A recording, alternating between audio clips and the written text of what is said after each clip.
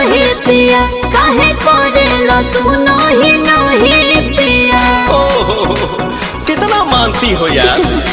न मन फूट जाइब मोटाई हो दादा, छोटा कैसे घोटाई हो दादा।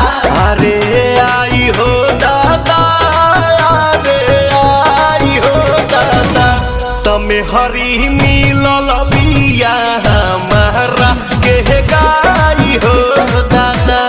दोनों बेरा तू बना के पीहा चाय हो दादा।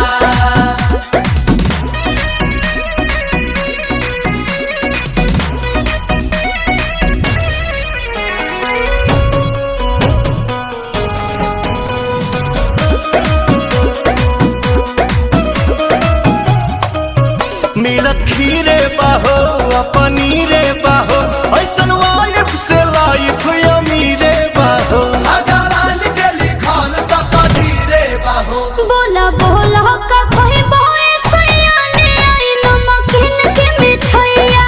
थोड़ा चटनी भी। तहर चुमा लगेला मिठाई हो दादा। भौजी फेर भइला सब हलवाई हो दादा। अरे आई हो दादा, अरे आई हो दादा, तमे हरी मिलल बिया हमारा के गाई हो दादा। इंटरनेशनल भोजपुरी फिल्म इंडस्ट्री के सभी व्यूअर्स को मेरे यानी सुगंधा मिश्रा की तरफ से नमस्कार, प्रणाम। पाव लगातानी, ठीक बोला? गोड़ छू के गोड़ लागतानी नया ट्रेंड में बा आजकल। गोड़ छुके? गोड़ छू के गोड़ लागतानी। अच्छा, गोड़ छुके गोड़ लगातानी। हाँ। पाव लगातानी? उहे उहे गोड़ मतलब पाँव। ओके ओके ओके, मुझे सिखा दीजिएगा। गोड़ छू के हाँ गोड़ लागतानी। ओके, मतलब गोड़ छू के गोड़ लागतानी। ओके ठीक है ठीक है। तो मुझे अभी आज आप थोड़ी बहुत भोजपुरी में सीख के जाऊंगी आपसे। एकदम हम एकदम बलिया जिला का यहाँ फर्राटेदार अरे भोजपुरी क्या बात बोल है रहे हैं। भैया, कमाल। सुगंध नहीं आ रही आपको? मैं आ गई हूँ।